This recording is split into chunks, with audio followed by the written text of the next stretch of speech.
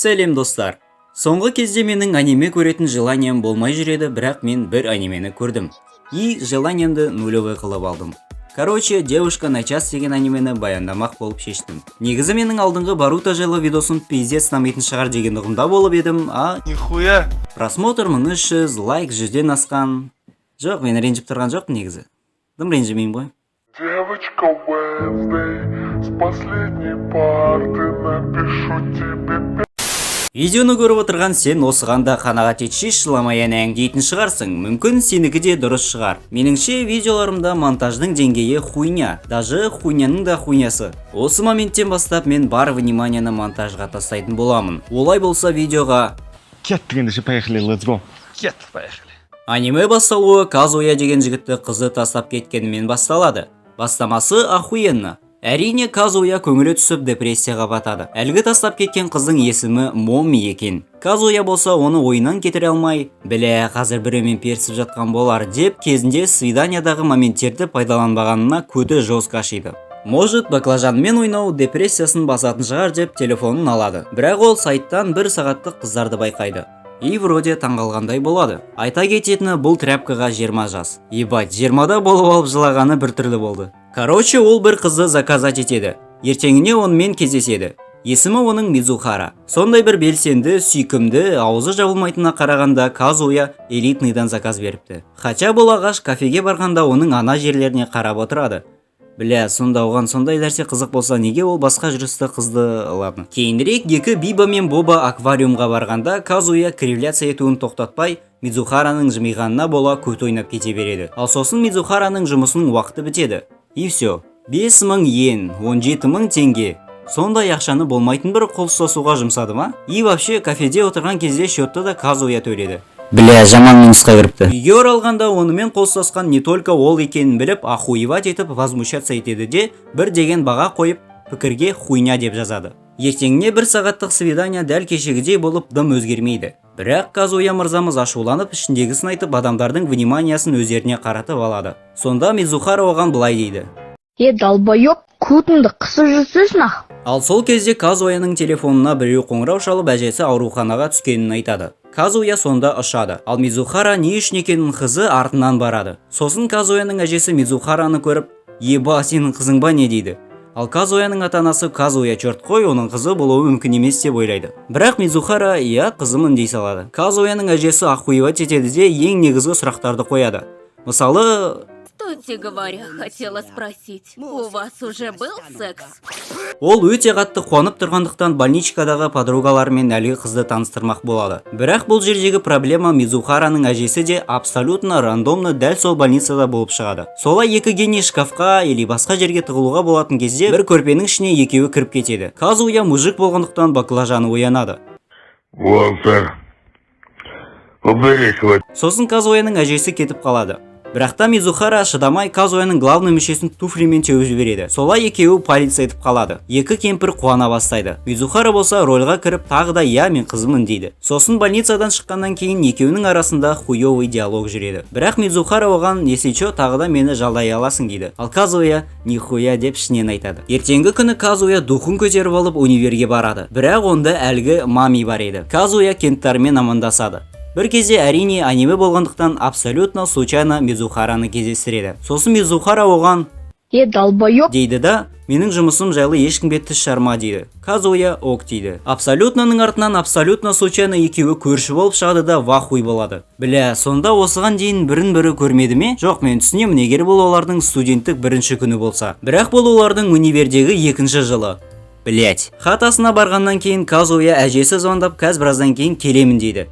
Әжесі Казуя Мизухарамен бірге тұрады деп ойлайтын еді. Сосын Казуя позорица етіп Мизухараға тағы да қызым болып берші деп жалбарынады. Бірақ жалғыз жауап нихуя. Әжесі келгеннен кейін ешқандай тянканың жоқ екенін бірден біліп қояды. Сосын оған былай дейді: типа сен ондай қызға тең емессің ғой дейді. Но астарлап. Өйткені Казуя үйіне қыз емес, роднойларын ғана келіп гачи-мучи істейтін. Короче, әжесі мен немересінің арасына грустныйлау диалог жүреді. Қылтимада тұрған Мизухара подыграть етіп рольға қайта кіреді де бәрін четкий қылып әжесін шығарып салады. Сосын Казуя Мизухараға тағы ақша төлеп оны жалдайды. Мизухара болса ақшаны көргеннен кейін ғана мұның бәрі сенің әжең үшін дейді. Сосын олар больницаға Казуяның әжесіне барады. Қайтқанда олар Казуяның роднойларына тап болады. Роднойлары болса Казуяның қызы бар екенін біліп вахуй болады. Кейін Киба деген досы екеуін отырысқа шақырады. Ол отырыста Мами бар болып шығады. Вроде қызғанғандай болады.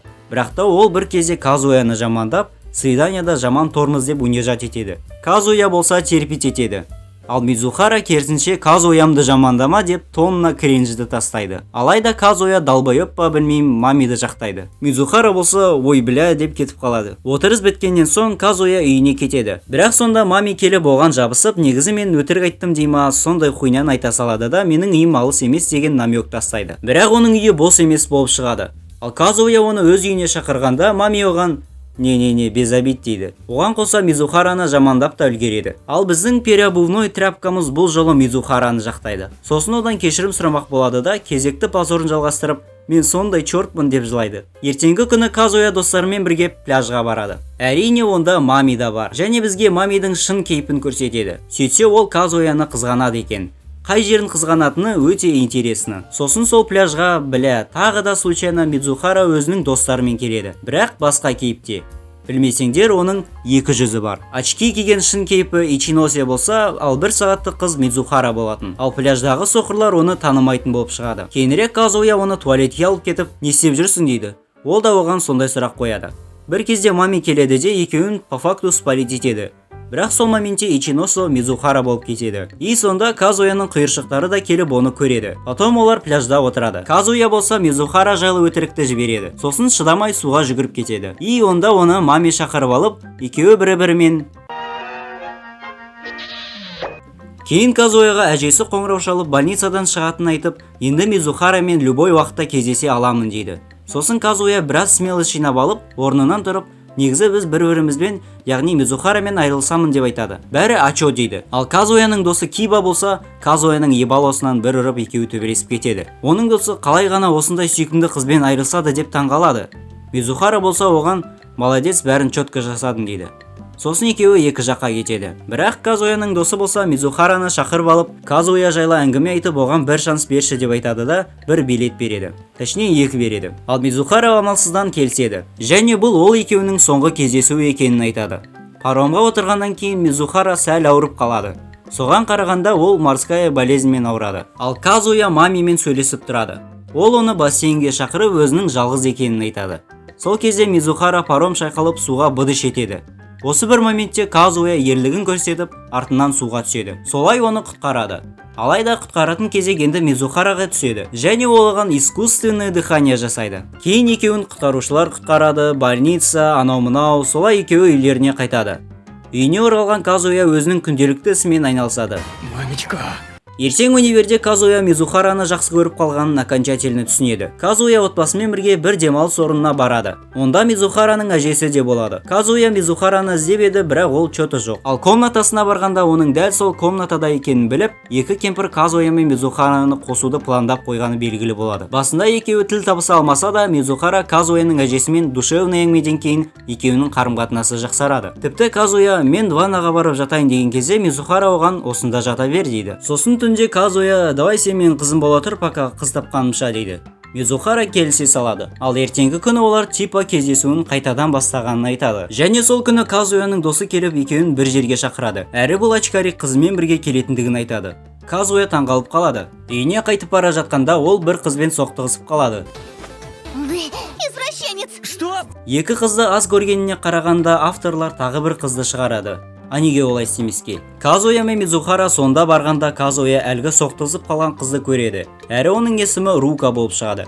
Компаниямыз уақытты жақсы өткізеді. Бірақ мұндағы мәселе Руканың Мизухараның уақытша қыз екенін біліп қоюында. Ол екеуіне дәлел ретінде сүйсіңдер дейді. Бірақ бәрібір сенбейді. Солай Казуя оның артынан барады да ұсталып қалады. Тіпті қолы оның тауларына тиіп кетеді. Бұл аз болса случайно оны жатқызып алады. Осының бәрі Рука ешкімге айтпау үшін еді. Келесі күні Казуя әлгі очкарик досын шақырады. Бірақ онда Рука жетіп келеді. Шамасы ол оған ғашық болып қалған секілді. Очкарик келгенде екеуін бірге көріп қоймас үшін екі гений тығылып қалады. Бірақ та Руканың телефонынан болып оларды көріп қояды. Және сол жерде Рука оның уақытша қыз екенін айтады. Түсініксіз болып қалды осы жері. Короче, Рука Мизухараның Казуяға уақытша қыз екенін біліп қояды. Казуя оны енді ешкімге айтпауға көндірмекші. Ал әлгі очкарик болса Руканың да оған уақытша қыз екенін Казуя білгенін қаламады. Бірақ ол мұны Казуяның көзінше айтып қояды. Казуя очкарикті жұбату үшін артынан іздейді, бірақ таппайды. Үйге барғанда Мизухарамен сол жайлы сөйлеседі. Алайда Рука Казуяны пиздес ұнатып қалғандықтан сталкер етіп артынан келеді.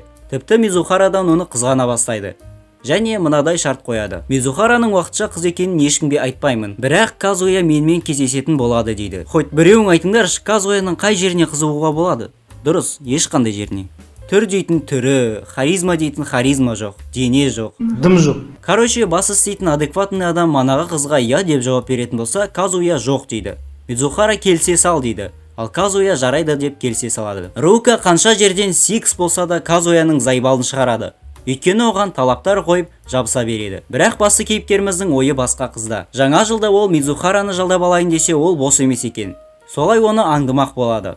И оны бір жігітпен көріп теріс түсініп өкінеді. Таңертеңнен кешке дейін сталкер етіп жүріп, манағы жігіт есімі Уми дәретханаға кіргенде оның телефонмен сөйлескен әңгімесін естіп қалады. Ол Мизухараның іші де сырты да мықты екен дейді. Арам ойлы Казуя тағы да қате түсінеді. Және де олар бір жерде тұрғанда Казуя Мизухара деп айғайлап анимедегі номері бірінші кринжді көрсетеді. Әлгі Уми деген жігіт жай ғана оның әріптесі болып шығады. Жоқ, Уми уақытша жігіт емес, актер. Яғни Мизухара начинающая актриса екен. Сонда Мизухара оған типа зайбалыңды шығарған Рукамен сені жалғыз қалдырдым деп кешірім ретінде чехол береді. Бірақ мұның жаңа жылға сыйлық екені очевидно еді. Келесі күні Казуяның жұмысқа тұрып Homo sapiens қатарына кіргенмен көрсетеді. А жоқ, ол әлі Мизухараны жалдайды екен. Көшеде екеуін Рука көріп қойып, Казуяны алып кетеді. Ол оның көзін байлап бір отельге апарады. А отельде болса бәрі дайын тұр. Но Казуяның желаниясы жоқ. Ол дәретханада тығылып қалады. Бірақ Рука болса Казуяның телефонына келген SMS-ті оқиды. Казуя мен Мизухара отбасымен бірге бір жерге тамақтануға бармақ болады. Дәл сол кезде ол жерге Рука келеді. Екеуі ахуй болып қалады. Но Казуя болса ол менің досым деп таныстырады. Қызғанып кеткен Рука Казуя менің жігітім деген сөзден атып жібереді. Ал әжесі болса немересіне далбояпсың ба деген кезде Казуя Руканы ауру деп құтылып кетеді. И соответственно Казуяның отбасы оның айтқан сөздеріне аяушылықпен қарап жымиып отырады. Ендігі олар храмға барады. Бірақ Казуяның әжесі Рукамен оңаша қалады. Бұл деген Казуя мен Мизухара үшін лютый пиздец. Но Рука болса оның әжесінің настроениесіне қарап шындықты айтпайды. Келесі бөлімде Казуяның жанына Рука жұмысқа тұрады. Сол кафеге Казуяның кенттары келеді. И олар әлгі очкарик Сюн жайлы сөйлеседі. Киба оның чото депрессивный болып кеткенін айтады. Казуя үйіне барғанда Сюн есіне түсіп, пустой басына идея келеді. Ол Мизухараны Сюнға жалдап береді. Сюн басында ештеңе түсінбейді. Бірақ кездесу барысында Казуяның да уақытша қыз жалдағанын түсінеді. И потом соңында екі Родриго бірін-бірі жақсы түсінеді. Казуя үйге барғанда бір записканы көреді. Қағазда сағат 9-да балконда бол деп жазылған екен. Және бұл Мизухара еді. Ол оған менің бір танысым опыты жоқ. Сол қызды жалдауың керек дейді. Но ол өте ұялшақ деп ескертеді. И оның аты Сакурасава. Авторлар тағы да қыздарды аз көріп, ешеу біреуін жібереді. Но салыстыра келе онша емес. Казуя Сакурасавамен свиданияға барғанда оның чересчур ұялшақ екенін біледі.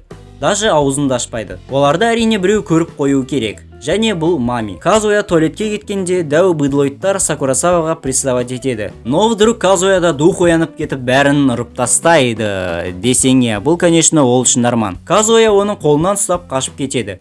Бір кезде Сакурасава жалғыз қалғанда оған Мами келеді. И Казуя Мизухараның көзіне шөп салып жүр деп ойлап қалады. Бірақ мұны айтпайтынын айтады. Ашулы Мами тряпка Казуяға не үшін ғашық болып қалғанын түсінбейді. Но бұл любой адамға понятно. Өйткені Казуя менің телеграм каналыма тіркелген. Респект. Мизухара Казуяға алғысын білдіріп, скоро уақытша қыз болмайтынын айтады.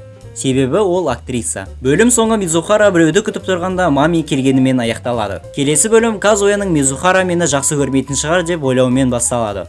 Сондықтан запасной вариант ретінде Рука мен қарым-қатынасын жақсартпақ болады. Енді айта бергенде Мами мен Мизухараны көреді. Солай Мамидің Мизухара жайлы білетінін түсінеді. Яғни оның уақытша қыз екенін біліп қояды. Казуя сылтауратып жұмыстан кетіп қалады. Мами мен Мизухара екеуі мостта Казуя жайлы сөйлеседі. Мизухара Казуяны қолдап, ол сондай молодец деп айтады. Ол Мамиға Казуяны охуенный қылып көрсетіп, екеуін қосып жібергісі келеді. Бірақ Мами өзім білем дейді да. Иди нахуй, сука. Ал біздің тряпка еңіреп жылайды. Сосын үй жақта Мизухараны күтіп тұрады. Мизухара болса одан Мамиді сенімен қоса алмадым деп кешірім сұрайды. Но Казуя прямо қарап тұрып, сені қалаймын дейді. Алайда тормозить етіп уақытша қыз ретінде деп жібереді. Солай бірінші маусым аяқталады. Но видеоны жаппай тұра тұр. Қорытынды. Мен бірінші сатыдағы кейіпкерлерге тоқталатын боламын. Казуя Киношита. Бля, қандай жылауық. Даже жаңа туылған сәби олай жыламайды. Бұл чорттың жасы 20-да болса да қыздармен сөйлесуді білмейді. Ну, өзім эксперт емеспін әрине, бірақ өте позорный кейіпкері. Екінші сезонда сәл болса да жөнделеді деп ойлаймын. Оннан 0. Чизиру Ичиносе.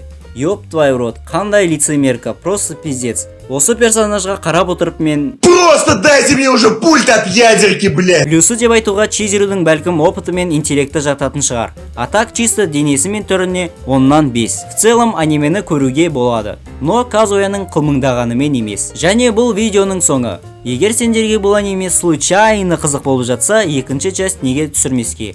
Видеоға лайк басып комментарий қалдыр. Сау!